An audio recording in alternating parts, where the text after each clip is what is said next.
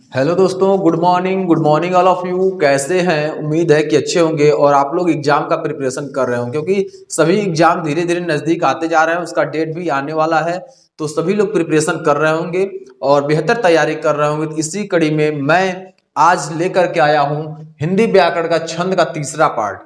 हिंदी व्याकरण में छंद का हम लोग तीसरा पार्ट लेकर के आए हैं, क्योंकि ये भी हमारे एग्जाम के पॉइंट ऑफ व्यू से महत्वपूर्ण है। तो हमें कुछ रूल्स देखना है, कुछ नियम देखना है, कुछ ट्रिक देखना है, जिसके माध्यम से हमारा एग्जाम आसान हो जाए और एग्जाम को क्रैक कर जाए। तो एग्जाम को आसान बनाने के लिए ही इस चैनल पर आप आए हैं, या आप किसी भी एग्जाम में बैठे तो एग्जाम आपके लिए आसान लगे, क्योंकि जब पढ़े रहेंगे तभी आपके लिए एग्जाम आसान होगा। ठीक है दोस्तों, आप डिस्क्रिप्शन बॉक्स में जाकर के अलग अलग कोर्स का प्लेलिस्ट बना हुआ है, वहां से आप वॉच कर सकते हैं, नोट्स बना सकते हैं, और उस पर सभी प्रकार के सोशल मीडिया, टेलीग्राम, इंस्टाग्राम और फेसबुक आईडी दिया गया है। वहां से जाकर के आप ज्वाइन कर सकते हैं। वहां भी कॉम्पिटिटिव एग्जाम की तैयारी भी कराया जाता है, पीडीएफ भी दिया जाता है और क्विज भी कराए जाते हैं। ठीक है, तो आप वहां जाकर के ज्वाइन कर सकते हैं। तो चलिए हम लोग क्लास स्टार्ट करते हैं। और क्लास स्टार्ट करने से पहले मैं आपसे कहना चाहता हूं कि अगर आप हमारे चैनल पर नए हैं तो चैनल को सब्सक्राइब कर लें, लाइक कर दें, शेयर कर दें और बेल आइकन दबाकर ऑल नोटिफिकेशन कर दें, ताकि सभी वीडियो का अपडेट आपको मिलता रहे। चलिए क्लास स्टार्ट करते हैं। क्लास में मैं आपको बताता हूं कि संख्या और क्रम हमने दो तक, यानी जो पार्ट 2 था उसमें दूसरा नियम हम लोग पढ़ लिए थे। अब हम लोग तीसरे नियम में पढ़ेंगे संख्या और क्रम। संख्या और क्रम क्या होता है, इसके बारे में आज आपको बताऊंगा। यानी जो छंद में संख्या और क्रम जो एक टॉपिक है, ये संख्या और क्रम होता क्या, मैं इसके बारे में आपको बताऊंगा। ठीक है, चलिए। दिया है वर्णों और मात्राओं की गणना को संख्या कहते हैं। सबसे बड़ी बात यह है, आप देख लेंगे कि वर्णों और मात्राओं की गणना को ही संख्या कहते हैं। किसको? वर्णों और किसको? वर्णों और मात्राओं, यानी जो वर्ण होते हैं और जो मात्रा होते हैं उसकी संख्या की जो गणना होती है उससे ही हम क्या कहते हैं? संख्या कहते हैं। ठीक है, दूसरा अगला पॉइंट है लघु गुरु के स्थान निर्धारण को क्रम कहते हैं। यानी कहां लघु है और कहां गुरु है, उसके स्थान के निर्धारण को ही हम क्या कहते हैं? क्रम कहते हैं। उसके स्थान के निर्धारण को हम क्या कहते हैं? क्रम कहते हैं। ठीक है, अगला दिया है वर्णिक छंदों के सभी चरणों में संख्या, यानी वर्णिक छंदों के सभी चरणों में संख्या वर्णों की और क्रम लघु गुरु का दोनों समान होता है। ठीक है ना, वर्णिक छंदों के सभी चरणों में संख्या वर्णों की और क्रम लघु गुरु दोनों का क्या होता है? समान होता है। इस बात का आप ध्यान रख लेंगे। ठीक है, अगला दिया जबकि मात्रिक छंदों के सभी चरणों में संख्या मात्राओं की तो समान होती है। अब देखिए यहां, जबकि मात्रिक छंदों के सभी चरणों में संख्या मात्राओं की तो समान होती है। जो मात्राओं की जो संख्या होती है वो समान होती है। किसमें? मात्रिक छंदों में। मात्रिक छंदों में जो संख्याओं की मात्रा, यानी संख्या जो मात्राओं की जो संख्या होती है वो समान होती है, लेकिन क्रम लघु गुरु का समान नहीं होता है। जो लघु और गुरु का जो क्रम होता है वो समान नहीं होता है। लघु और गुरु का जो क्रम होता है वो समान नहीं होता है।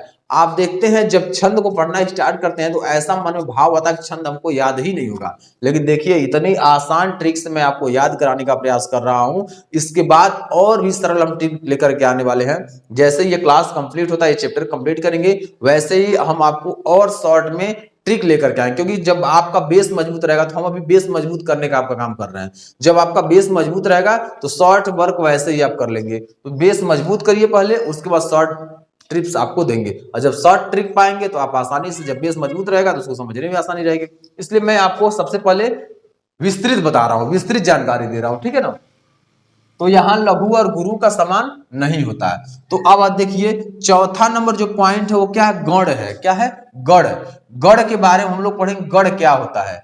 केवल वर्णिक छंदों के मामले लागू होते हैं, यानी इसमें केवल वर्णिक छंद आते हैं। किसमें? गण में केवल क्या आते हैं? वर्णिक छंद आते हैं। इस बात का ध्यान आप रखिएगा।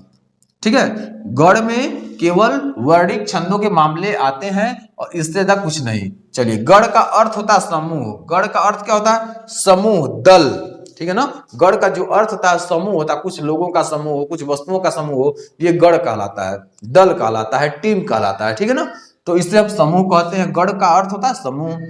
यह समूह 3 वर्णों का होता है। यह समूह कितने वर्णों का होता है दोस्तों? 3 वर्णों का होता है। यह समूह 3 वर्णों का होता है। गण में 3 ही वर्ण होते हैं।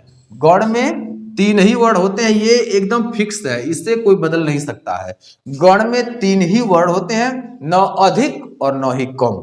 गण में तीन वर्ण होते हैं, गण में तीन वर्ण होते हैं, ना अधिक और ना ही कम, ना अधिक और ना ही कम, इस बात का ध्यान रखिएगा। अतः गण की परिभाषा होगी, तो गण की परिभाषा क्या होगी? गण की परिभाषा क्या होगी? लघु गुरु के नियत क्रम से तीन वर्णों के समूह को गण कहा जाता है। देखिए कितना आसान हो गया। लघु गुरु के नियत क्रम को, लघु देखिए, लघु गुरु के नियत क्रम से तीन वर्णों के समूह को गण कहते हैं, ठीक है ना। ये आपके लिए परिभाषा हो गया। अगर आपका एग्जाम में प्रश्न बनता है तो आप आसानी से कर ले जाएंगे, क्योंकि जब आप इसको विस्तृत समझे रहेंगे तो शॉर्ट में कोई क्वेश्चन आप कर लेंगे, ठीक है ना।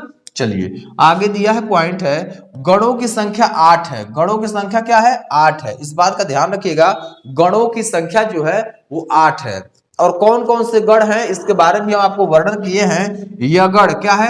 यगड़, मगड़, तगड़, रगड़, जगड़, भगड़, नगड़, सगड़, ये आपके गणों की संख्या है। ये 8 गण हैं। कितने टोटल? 8 गण होते हैं। इस बात का फिक्स है, ये ध्यान रखिएगा। 8 गण टोटल होते हैं, जिसमें से पहला है यगड़, दूसरा मगड़, तीसरा तगड़ और चौथा रगड़, जगड़, भगड़, नगड़, सगड़। ये आपके टोटल है कितने? 8। कितने होते गण? 8 होते हैं, ठीक है। अब देखिए इस गण को, 8 गण को याद करने का सबसे आसान हम सूत्र बता रहे हैं आपको। गणों को याद करने का आसान सूत्र क्या है? यमाता राज भान सलगा। क्या है? यमाता राज भान सलगा। एक बार और सुन लीजिए आप स्पष्ट रूप से कि जो गण को याद करने का, 8 गण को याद करने का जो सूत्र है वो क्या है? यमाता राज भान सलगा। क्या है? यमाता राज भान सलगा। ये आपका क्या है? सूत्र है इसे याद करने का, ठीक है। इसे याद कर लेंगे। य से क्या होगा? यमाता, य से हो जाएगा आपका यगड़, मां से हो जाएगा मगड़, त से हो गया तगड़, र से हो जाएगा रगड़, भ उसके बाद ज से हो जगड़, भ से हो जाएगा भगड़, और नौ से हो जाएगा नगड़, और सौ से हो जाएगा सगड़। और ल और गा जो दिया है आपका, ये आपके क्या है? इसमें बता रहे हैं नए पॉइंट पर। इसमें पहले 8 वर्णों के सूचक हैं। इसमें क्या है? पहले 8, यहां तक 8 वर्णों के सूचक हैं। और अंतिम 2 वर्ण, ये यल है लघु और ग है क्या? गुरु का। यानी ये लघु और गुरु के बारे में वर्णन करते हैं। तो टोटल कितने होते हैं? 8 है। यानी गण जो होते हैं वो 8 होते हैं। अभी आपको और थोड़ा डीप में ले जाएंगे, जस्ट इस स्लाइड के बाद हम आपको और डीप में ले जाएंगे, ताकि आप और स्पष्ट रूप से उसे पहचान सके, जान सके, पूरी जानकारी ले सके। क्योंकि एग्जाम के पॉइंट ऑफ व्यू से देखा जाए तो अब जो भी एग्जामिनर आपका एग्जाम पेपर सेट कर रहे हैं तो उसे डीप में जाकर सेट कर रहे हैं। क्योंकि डीप में जाकर सेट करना इस समय इसलिए महत्वपूर्ण हो गया है कि सभी लोग अब एग्जाम लेवल की तैयारी कर रहे हैं। पहले बहुत कम लोग करते थे, लेकिन अब धीरे धीरे स्ट्रेंथ लेवल बढ़ रहा है, और वैसे ही माइंड की प्योरिटी भी धीरे धीरे बढ़ती जा रही है। तो उसको सेट कर रहे हैं, तो उसे हमें डीप में जाकर पढ़ना होगा। तो डीप में हम और आगे आपको अगली स्लाइड में पढ़ा रहे हैं, जो आपके लिए बहुत आसान हो जाएगा याद करना। इसके बाद हम ट्रिक लेकर के आएंगे, क्योंकि यह अब आपको विस्तृत पढ़ा रहे हैं, विस्तृत पढ़ाने के बाद ट्रिक लेकर आएंगे। तो दोस्तों हमारे चैनल के डिस्क्रिप्शन में जाइए और वहां से आपको जो कोर्स आपको लेना है वह कोर्स ले सकते हैं, फ्री ऑफ कास्ट है। जो कोर्स आप लेना चाहते हैं उस कोर्स को आप ले सकते हैं। अगर किसी प्रकार की समस्या आए तो आप कांटेक्ट कर सकते हैं वहां पर कमेंट बॉक्स में। और अगर चैनल पर नए हैं तो चैनल को सब्सक्राइब करें, लाइक करें, शेयर करें और बेल आइकन दबाकर ऑल नोटिफिकेशन कर लें, ताकि हर वीडियो का अपडेट सबसे पहले आप तक पहुंचे। और हाँ, डिस्क्रिप्शन बॉक्स में ही सभी सोशल मीडिया प्लेटफॉर्म का लिंक भी दिया गया है, इंस्टाग्राम का, टेलीग्राम का और फेसबुक का। वहां से जाकर के उसे ज्वाइन कर सकते हैं। वहां पर सभी प्रकार के स्टडी मटेरियल दिए जाते हैं। तो चलिए अगले स्लाइड में चलते हैं और जो बचा हुआ पॉइंट है और आगे बढ़ते हैं।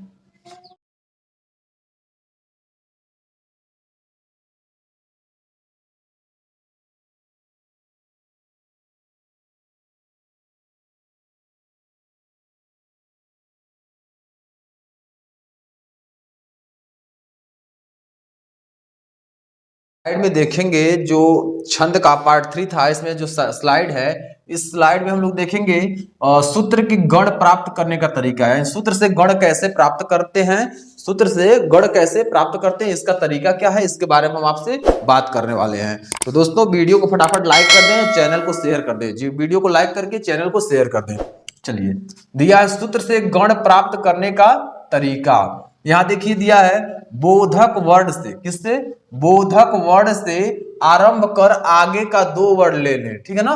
बोधक वर्ण से आरंभ कर आगे का 2 वर्ण ले लें, गण अपने आप निकल जाएगा। जो गण होगा वो अपने आप निकल जाएगा। यानी यहां बोधक वर्ण से आरंभ के 2 वर्ण ले लेना, आरंभ का जो 2 वर्ण होता है उसे ले लेना है, गण अपने आप निकल जाएगा। अब देखिए यहां दिया गण किसे कहते हैं, गण किसे, यानी यगण किसे कहते हैं, यगण किसे कहते हैं। अब देखिए लिखा गया क्या है, यमाता। क्या लिखा गया?